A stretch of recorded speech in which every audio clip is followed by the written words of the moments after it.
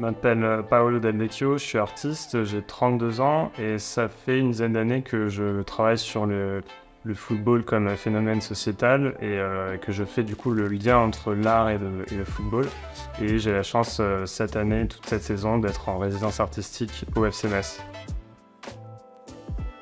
Oui, l'idée c'est vraiment d'être en immersion dans un club professionnel et de pouvoir échanger avec toutes les composantes de ce club, que ce soit les joueurs professionnels, les joueuses, les jeunes, les employés, les supporters. Et de ces discussions naissent aussi les différentes œuvres.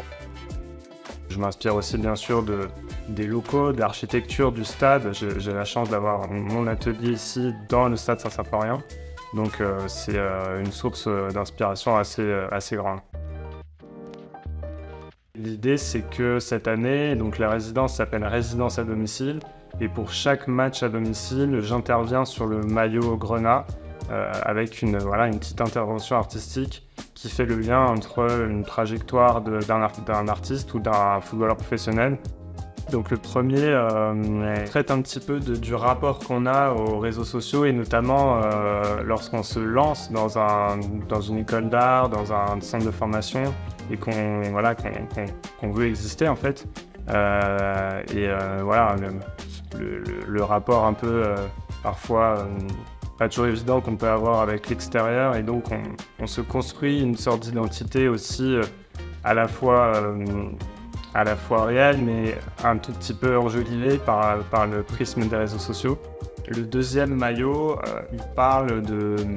Voilà, c'est une sorte de cicatrice dorée. Le fait que dans ces trajectoires-là, c'est dur, il y a des chutes, certains s'en relèvent, d'autres pas, mais les chutes amènent à autre chose. Et d'ailleurs, au FC Metz, on a un exemple parfait pour illustrer ça, c'est Mathieu Hudol.